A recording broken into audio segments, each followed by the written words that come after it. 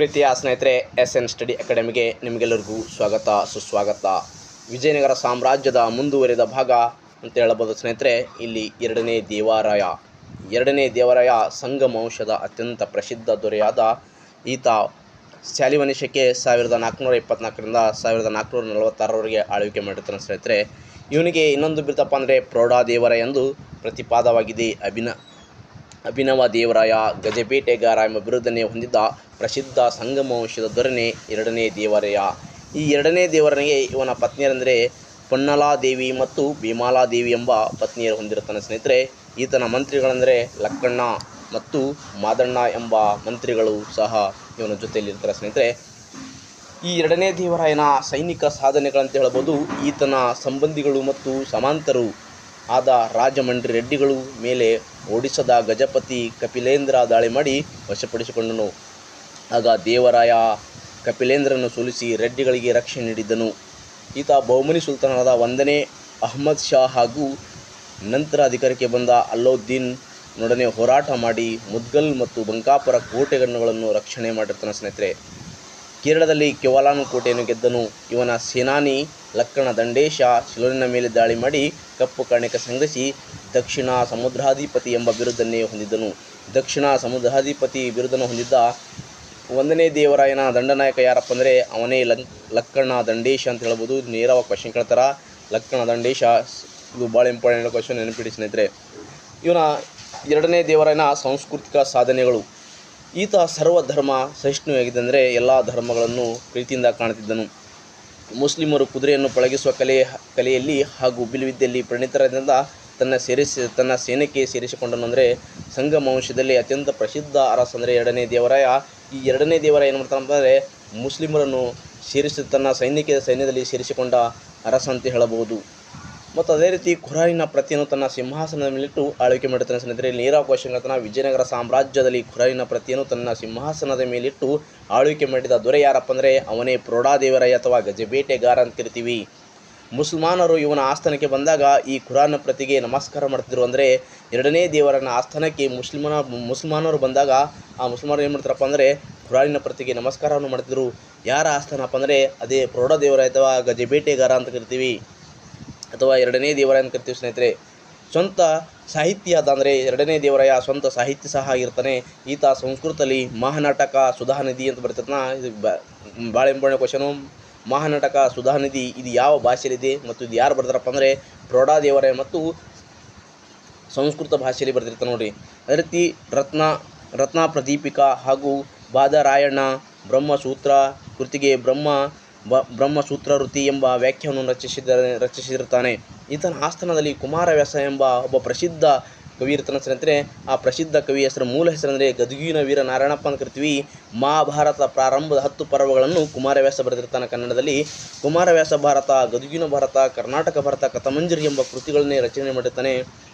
ಕುಮಾರವ್ಯಾಸ ಭಾಳ ಇಂಪಾರ್ಟೆಂಟ್ ಆಗಿರ್ತಾ. ಅದಕ್ಕಾಗಿ ಈ ಕುಮಾರವ್ಯಾಸನ ಮೂಲ ಹೆಸರು ಎಕ್ಸಾಮಲ್ಲಿ ಕೇಳಿದರೆ ಸ್ನೇಹಿತರೆ ಗದಗಿನ ವೀರ ನಾರಾಯಣಪ್ಪ. ಅವರ ಕೃತಿಗಳು ಸಹ ಕೇಳಿದರೆ ಮಹಾಭಾರತ ಪ್ರಾರಂಭದ ಮತ್ತು 10 ಪರ್ವಗಳು ಬರ್ತದೆ. ಕನ್ನಡದಲ್ಲಿ ಕುಮಾರವ್ಯಾಸ ಭಾರತ ಮತ್ತು ಗದಗಿನ ಭಾರತ ಅಂತ ಪ್ರಸಿದ್ಧವಾಗಿದೆ. ಮತ್ತು ಅದೇ ರೀತಿ ಕರ್ನಾಟಕ ಭಾರತ ಕಥಮಂಜರಿ ಸಹ ಪ್ರಸಿದ್ಧವಾಗಿದೆ.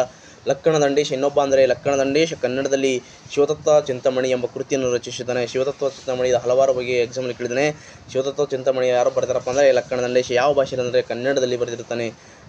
ತೆಲುಗು ಕವಿಯಾದ ಶ್ರೀನಾಥ ಡಿಂಡಿಮನನ್ನು ವಾದದಲ್ಲಿ ಸೋಲಿಸಿದಾಗ ಶ್ರೀನಾಥನಿಗೆ ಕನಕಾಭಿಷೇಕ ಮಾಡಿ ಕವಿ ಸಾರ್ವಭೌಮ ಎಂಬ ಬಿರುದನ್ನು ನೀಡಿದನು. ಅಂದರೆ ಪ್ರೌಢದೇವರಾಯ ಏನು ಮಾಡ್ತಾನಪ್ಪ ಅಂದರೆ ತೆಲುಗು ಕವಿಯಾದ ಶ್ರೀನಾಥನನ್ನು ಡಿಂಡಿಮನ ವಾದದಲ್ಲಿ ಸೋಲಿಸಿದಾಗ ಪ್ರೌಢದೇವರಾಯ ಏನು ಮಾಡ್ತಾನಪ್ಪ ಅಂದರೆ ಶ್ರೀನಾಥನಿಗೆ ಕನಕಾಭಿಷೇಕ ಮಾಡಿ ಅವನಿಗೊಂದು ಬಿರುದು ಕೊಟ್ಟಿರ್ತಾನೆ. ಅದು ಯಾವುದಪ್ಪ ಅಂದರೆ ಸಾರ್ವಭೌಮ ಎಂಬ ಬಿರುದನ್ನು ನೀಡಿದ ಪ್ರೌಢದೇವರಾಯ. ತೆಲುಗಿನಲ್ಲಿ ಶ್ರೀನಾಥ ವೈಷ್ಣವಧಾಮ ಮತ್ತು ಹರಿವಿಲಾಸ ಎಂಬ ಕೃತಿಗಳನ್ನು ರಚನೆ ಮಾಡ್ತಾನೆ ಸ್ನೇಹಿತರೆ. ಶ್ರೀನಾಥನ ಕೃತಿಗಳು ಯಾವ್ಯಾವಪ್ಪ ಅಂದರೆ ನೈಸಧಾಮ ಮತ್ತು ಹರಿವಿಲಾಸ ಎಂಬ ಕೃತಿಗಳನ್ನು ಯಾವ ಭಾಷೆಯಲ್ಲಿ ಅಂದರೆ ತೆಲುಗಿನಲ್ಲಿ ಬರೆದಿರ್ತಾನೆ. ಅದೇ ರೀತಿ ಪೋತರಾಜ ತೆಲುಗು ಭಾರತ ಎಂಬ ಕೃತಿಯನ್ನು ರಚನೆ ಮಾಡ್ತಾನೆ ನೋಡಿ. ಈ ಪೋತರಾಜ ಎಂಬ ಯಾರ ಆಸ್ಥಾನದಲ್ಲಿದ್ದ ಅಂದರೆ ಅದೇ ಪ್ರೌಢದೇವರಾಯ ಅಥವಾ ಗಜಬೇಟೆಗಾರನ ಆಸ್ಥಾನದಲ್ಲಿದ್ದ ಅಂತ ಹೇಳ್ಬೋದು. ಈತನ ಆಸ್ಥಾನಕ್ಕೆ ಪರ್ಷಿಯಾದ ಶಾರುಖ್ ರಾಯಭಾರಿ ಅಬ್ದುಲ್ ರಜಾಕ್ ಭೇಟಿ ನೀಡುತ್ತಾನೆ. ಈ ಅಬ್ದುಲ್ ರಜಾಕ್ ಭಾಳ ಇಂಪಾರ್ಟೆಂಟು. ಯಾರ ಆಸ್ಥಾನಕ್ಕೆ ಭೇಟಿ ನೀಡಿದಂತ ನೇರವಾಗಿ ಕ್ವಶನ್ ಹೇಳ್ತಾರೆ. ಅದೇ ಪ್ರೌಢದೇವರಾಯ ಮತ್ತು ವಿಜಯನಗರ ಸಾಮ್ರಾಜ್ಯದ ಸಂಗಮ ವಂಶದ ಪ್ರಸಿದ್ಧ ಅರಸನೇ ಈ ಪ್ರೌಢದೇವರ ಆಸ್ಥಾನಕ್ಕೆ ಅಬ್ದುಲ್ ರಜಾಕ್ ಭೇಟಿ ನೀಡುತ್ತಾನೆ. ಈ ಅಬ್ದುಲ್ ರಜಾಕ್ ಯಾವ ರೀತಿ ವಿಜಯನಗರ ಸಾಮ್ರಾಜ್ಯವನ್ನು ವರ್ಣನೆ ಮಾಡ್ತಾನಪ್ಪ ಅಂದರೆ ಆ ವರ್ಣನೆ ನೀವು ಕೇಳಿದರೆ ನೀವು ಬೆರಗಾಗಿ ಹೋಗ್ತೀರಾ. ವಿಜಯನಗರದಂಥ ಅಂದರೆ ವಿಜಯನಗರ ಸಾಮ್ರಾಜ್ಯದಂಥ ನಗರ ಈ ಭೂಮಿಯ ಮೇಲಿರಲಾರದು. ಅಂದರೆ ಸ್ವರ್ಗಕ್ಕಿಂತ ಮಿಗಿಲಾದ ಈ ವಿಜಯನಗರ ಸಾಮ್ರಾಜ್ಯ ಅಂತ ಹೇಳ್ತಾನೆ ಸ್ನೇಹಿತರೆ. ಮತ್ತು ಇಂಥ ನಗರವನ್ನು ನನ್ನ ಕಣ್ಣು ಕಂಡಿಲ್ಲ, ಅಂದರೆ ಅವನ ಕಣ್ಣುಗಳನ್ನೇ ಕಂಡಿಲ್ಲ ಅಂತ ಹೇಳ್ತಾನೆ ಸ್ನೇಹಿತರೆ. ಇತಿಹಾಸ ವಿಜಯನಗರದಂಥ ಸಾಮ್ರಾಜ್ಯ ಎಷ್ಟೋ ಒಂದು ರಾಜ್ಯ ಮಂತ್ರಿಗಳ ಭೇಟಿ ಕೊಟ್ಟಾಗ ವಿಜಯನಗರ ಸಾಮ್ರಾಜ್ಯದ ಬಗ್ಗೆ ಬಹಳ ಸುಂದರವಾಗಿ ವರ್ಣನೆ ಮಾಡುತ್ತಾನೆ. ಕಣ್ಣು ಕಂಡಿಲ್ಲ, ಕಿವಿ ಕೇಳಿಲ್ಲ, ರಾಯರಂತಹ ರಾಯ ಮತ್ತೊಬ್ಬರಿಲ್ಲ. ನೋಡಿ, ದೇವರಾಯ ಮತ್ತು ಪ್ರೌಢದೇವರನ್ನು ಯಾವ ರೀತಿ ವರ್ಣನೆ ಮಾಡ್ತಾನಂದರೆ ಅಬ್ದುಲ್ ರಜಾಕು ಭಾಳ ವರ್ಣನೆ ಮಾಡುತ್ತಾನೆ ಸ್ನೇಹಿತರೆ. ಇಲ್ಲಿ ಶಬ್ದಗಳೇ ಸಾಕಾಗುವುದಿಲ್ಲ, ಆದ ರೀತಿ ವರ್ಣನೆ ಮಾಡುತ್ತಾನೆ ಇವನು. ಅಂದರೆ ಕಣ್ಣು ಕಂಡಿಲ್ಲ, ಕಿವಿ ಕೇಳಿಲ್ಲ, ರಾಯರಂಥ ರಾಯ ಮತ್ತೊಬ್ಬರಿಲ್ಲ ಎಂದು ವರ್ಣನೆ ಮಾಡಿದ್ದಾನೆ ಸ್ನೇಹಿತರೆ. ಈತ ಭಾಳ ಪ್ರಸಿದ್ಧವಾದ ಒಂದು ಪ್ರವಾಸಿಗ ಅಂತ ಹೇಳ್ಬೋದು. ಈತನ ಪ್ರಕಾರ ಅಂದರೆ ಅಬ್ದುಲ್ ರಜಾಕನ ಪ್ರಕಾರ ಇಲ್ಲಿನ ಜನ ಆಹಾರಕ್ಕಿಂತ ಗುಲಾಬಿಯನ್ನೇ ಇಷ್ಟಪಡ್ತಿರು. ಅಂದರೆ ವಿಜಯನಗರ ಸಾಮ್ರಾಜ್ಯದ ಜನಗಳು ಏನು ಮಾಡ್ತಾರಪ್ಪ ಅಂದರೆ ಅವರು ಊಟಕ್ಕಿಂತ ಗುಲಾಬಿ ಹೂವು ಅಥವಾ ಗುಲಾಬಿಯನ್ನೇ ಅವರು ತಮ್ಮ ಆಹಾರ ಪದ್ಧತಿಯಲ್ಲಿ ಅಳವಡಿಸಿಕೊಂಡಿರ್ತಾರೆ ಸ್ನೇಹಿತರೆ. ಅದಕ್ಕಾಗಿ ಭಾಳ ಒಂದು ಪ್ರಸಿದ್ಧ ವರ್ಣನೆ ಅಂತ ಹೇಳೋದು ಅಬ್ದುಲ್ ರಜಾಕ್ ಅವರು. ನಂತರ ಮಲ್ಲಿಕಾರ್ಜುನ ನಂತರ 3ನೇ ವಿರೂಪಾಕ್ಷ ಆಳ್ವಿಕೆ ಮಾಡಿದನು. ಅದೇ ರೀತಿ ವಿರೂಪಾಕ್ಷ ಆಳ್ವಿಕೆಯ ಕಾಲದಲ್ಲಿ ರಷ್ಯಾದ ನಿಕೆಟಿನ್ ವಿಜಯನಗರ ಸಾಮ್ರಾಜ್ಯಕ್ಕೆ ಭೇಟಿ ನೀಡಿದನು. ನಿಮ್ಮ ನೇರ ಕ್ವಶನ್ ಅಂತ ಸ್ನೇಹಿತರೆ, ವಿರೂಪಾಕ್ಷನ ಆಳ್ವಿಕೆ ಕಾಲದಲ್ಲಿ ರಷ್ಯಾದ ಒಬ್ಬ ಪ್ರವಾಸಿಗ ಬರ್ತಾನ. ಆ ಪ್ರವಾಸಿಗ ಯಾರಪ್ಪ ಅಂದರೆ ಅವನೇ ನಿಕೆಟಿನ್ ವಿಜಯನಗರ ಸಾಮ್ರಾಜ್ಯಕ್ಕೆ ಭೇಟಿ ನೀಡಿದನು.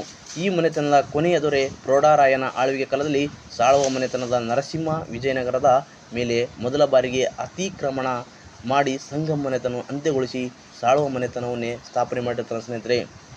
ಸಾಳುವ ಮನೆತನ ನೋಡೋ ಬನ್ನಿ. ವಿಜಯನಗರ ಸಾಮ್ರಾಜ್ಯದ ಸಾಳುವ ಮನೆತನ, ಸಾಳುವ ನರಸಿಂಹ ಅಂತ ಹೇಳ್ತೀವಿ. ಈತ ಸಾಳುವ ಮನೆತನದ ಗುಂಡನ ಮಗನಾಗಿದ್ದು ಮಲ್ಲಿಕಾರ್ಜುನನ ಆಳ್ವಿಕೆ ಕಾಲದಲ್ಲಿ ಚಂದ್ರಗಿರಿಯ ಪ್ರಾಂತ್ಯಾಧಿಕಾರಿಯಾಗಿದ್ದನು. ಈತ ಭಟ್ಕಳ, ಹೊನ್ನಾವರ, ಮಂಗಳೂರು, ರೇವುಗಳನ್ನು ವ್ಯಾಪಾರ ಕೇಂದ್ರಗಳಿಗೆ ಬಳಸಿಕೊಂಡಿದ್ದನು.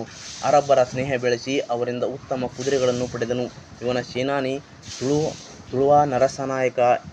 ನಂತರ ಇವನ ಮಗ ತಿಂಬೂರಸ ಆಳ್ವಿಕೆ ಮಾಡಿದ್ದನು ಸ್ನೇಹಿತರೆ. ಈ ಮನೆತನ ಕೊನೆಯ ದೊರೆ 2ನೇ ನರಸಿಂಹನು ಬಂಧನದಲ್ಲಿರಿಸಿ ವೀರ ನರಸಿಂಹ ತುಳುವ ಸಂತತಿಯ ಸ್ಥಾಪಿಸಿದನು. ಈ ತುಳುವ ಸಂತತಿ ಪ್ರಸಿದ್ಧವಾದ ಒಂದು ಸಂತತಿ ಹೇಳ್ಬೋದು. ಈ ಸಂತತಿಯನ್ನು ಸ್ಥಾಪನೆ ಮಾಡಿದವರು ಯಾರಪ್ಪ ಅಂದರೆ 2ನೇ ನರಸಿಂಹ ಅಂತ ಹೇಳ್ತೀವಿ. 2ನೇ ನರಸಿಂಹನನ್ನು ಬಂಧನದಲ್ಲಿರಿಸಿ ವೀರ ನರಸಿಂಹ, ನೋಡಿ ವೀರ ನರಸಿಂಹ ಏನು ಮಾಡ್ತಾನಪ್ಪ ಅಂದರೆ ತುಳುವ ಸಂತತಿಯನ್ನು ಸ್ಥಾಪನೆ ಮಾಡಿರ್ತಾನೆ ಸ್ನೇಹಿತರೆ. ಸಾಳವ ಎಂದರೆ ಗರುಡ ಎಂದರ್ಥ. ನೋಡಿ, ಸಾಳವ ಅಂದರೆ ನೀರವ ಘೋಷಣೆ ಹತ್ರ, ಸಾಳವ ಎಂದರೆ ಗರುಡ ಎಂದರ್ಥ. ಇವರನ್ನು ಕಠಾರಿ ಸಾಳವರೆಂದು ಕರೆಯುತ್ತಿದ್ದರು. ಅಂದರೆ ಇವರು ಏನಂತ ಕರೀತಾರಪ್ಪ ಅಂದರೆ ಕಠಾರಿ ಸಾಳವ ಎಂದು ಕರೆಯುತ್ತಿದ್ದರು. ನರಸಿಂಹನ ಬಗ್ಗೆ ಮಾಹಿತಿ ನೀಡುವ ಕೃತಿ ಅಂದರೆ ರಾಜನಾಥನ ಡಿಂಬನ ಸಾಳುವ ಭೂದೇಯ ಅಂತ ಹೇಳ್ತೀವಿ. ನರಸಿಂಹನ ಬಗ್ಗೆ ಮಾಹಿತಿ ನೀಡುವ ಕೃತಿಗಳು ಯಾವಪ್ಪ ಅಂದರೆ ರಾಜನಾಥ ಡಿಂಬನ ಸಾಳುವದ ಬಗ್ಗೆ ಕಂಡುಬರ್ತದೆ ಸ್ನೇಹಿತರೆ. ಇಲ್ಲಿ ತುಳುವ ಮನೆತನದ ಪ್ರಸಿದ್ಧ ಅಂತ ಹೇಳ್ಬೋದು. ಇಲ್ಲಿ 1503ರಿಂದ 1565ರವರೆಗೆ ತುಳುವ ಮನೆತನವನ್ನು ಆಳ್ವಿಕೆ ಮಾಡ್ತಾರೆ ಅಂತ ಹೇಳ್ಬೋದು. ಈ ತುಳುವ ನರಸನಾಯಕನ ಮಕ್ಕಳೆಂದರೆ ವೀರ ನರಸಿಂಹ, ಕೃಷ್ಣದೇವರಾಯ, ಅಚ್ಯುತರಾಯ ಮತ್ತು ರಂಗ. ವೀರ ನರಸಿಂಹ ಈತನ ಬಿರುದುಗಳೆಂದರೆ ಭುಜಬಲರಾಯ. ಈತ ತುಳುವ ಮನೆತನದ ಸ್ಥಾಪಕನಾಗಿದ್ದಾನೆ. ಇವನ ಮಂತ್ರಿ ಸಾಳುವ ತಿಮ್ಮರಸ ಪೋರ್ಚುಗೀಸರೊಂದಿಗೆ ಪ್ರಥಮ ಬಾರಿಗೆ ಸ್ನೇಹ ಬೆಳೆಸಿ ಅವರಿಂದ ಕುದುರೆಗಳನ್ನು ಪಡೆದಿರುತ್ತಾನೆ ಸ್ನೇಹಿತರೆ. ಇಲ್ಲಿ ನಾವು ವಿಶೇಷವಾಗಿ ಈ ತುಳುವ ವಂಶದಲ್ಲಿ ಪ್ರಸಿದ್ಧ ಅರಸಂದರೆ ಅವರೇ ಕೃಷ್ಣದೇವರಾಯ.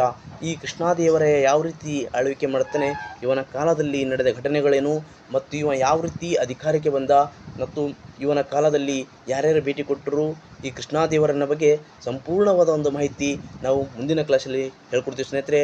ನಮ್ಮ SN ಸ್ಟಡಿ ಎಂಬ ಯೂಟ್ಯೂಬ್ ಚಾನಲ್ಗೆ ನೀವು ಸಬ್ಸ್ಕ್ರೈಬ್ ಮಾಡಿ, ಲೈಕ್ ಮಾಡಿ ಮತ್ತು ನಿಮ್ಮ ಸ್ನೇಹಿತರನ್ನು ಸಹ ಶೇರ್ ಮಾಡಿ ಸ್ನೇಹಿತರೆ. ಯಾಕಪ್ಪ ಅಂದರೆ ಮುಂದಿನ ದಿನದಲ್ಲಿ ಕರ್ನಾಟಕದಲ್ಲಿ 56,000ಕ್ಕಿಂತ ಅಂದರೆ ಇದೇ ವರ್ಷದಲ್ಲಿ ಅಂದರೆ 2026-27ನ ಸಾಲಿನಲ್ಲಿ 56,000ಕ್ಕಿಂತ ಅಧಿಕ ಹುದ್ದೆಗಳ ಒಂದು ನೇಮಕಾತಿ ನಡೆಯಲಿದೆ ಸ್ನೇಹಿತರೆ. ಅದಕ್ಕಾಗಿ ನಮ್ಮ ಯೂಟ್ಯೂಬ್ ಚಾನಲನ್ನು ನೀವು ಫಾಲೋ ಮಾಡಿ ಮತ್ತು GPSTR ಆಗಿರ್ಬೋದು, GPSTR, HSTR ಮತ್ತು ಅದೇ ರೀತಿ ಶಾಲಾ ಶಿಕ್ಷಕರ ನೇಮಕಾತಿ ಸಹ ಈ ಕಲ್ಯಾಣ ಕರ್ನಾಟಕದಲ್ಲಿ ಒಂದು ಬಹು ಕೊಡುಗೆ ಅಂತ ಹೇಳ್ಬೋದು. ಅದಕ್ಕಾಗಿ ಇವತ್ತು ಪೊಲೀಸ್ ಇಲಾಖೆಯಲ್ಲಿ 8,000ಕ್ಕಿಂತ ಅಧಿಕ ಹುದ್ದೆಗಳ ನೇಮಕಾತಿ, ಅದೇ ರೀತಿ SDA, FDA, ಗ್ರೂಪ್ ಸಿ ಇನ್ನಿತರ ಹುದ್ದೆಗಳ ನೇಮಕಾತಿ, ಅದೇ ರೀತಿ ವಿಲೇಜ್ ಅಕೌಂಟ್ಗಳ ನೇಮಕಾತಿ ಯಾವುದೇ ಸಂದರ್ಭದಲ್ಲಿ ನೇಮಕಾತಿಗಳು ಹೊರಬೀಳ್ಬೋದು. ಇವತ್ತು ಸ್ವಲ್ಪ ಲೇಟ್ ಆಗ್ತಿದೆ, ಅಂದರೆ ಇನ್ನೊಂದು 10 ದಿನದಲ್ಲಿ 15 ದಿನದಲ್ಲಿ ನೇಮಕಾತಿಗಳ ಒಂದು ಪ್ರಾರಂಭ ಆಗಬಹುದು ಅಂತ ಹೇಳ್ತಾ ಸ್ನೇಹಿತರೆ, ನಿಮಗೆ ಇಷ್ಟ ಆದರೆ ಲೈಕ್ ಮಾಡಿ ಮತ್ತು ಸಬ್ಸ್ಕ್ರೈಬ್ ಮಾಡಿ. ಇನ್ನೊಮ್ಮೆ ಮತ್ತೊಮ್ಮೆ ಎಲ್ಲರಿಗೂ ಧನ್ಯವಾದ.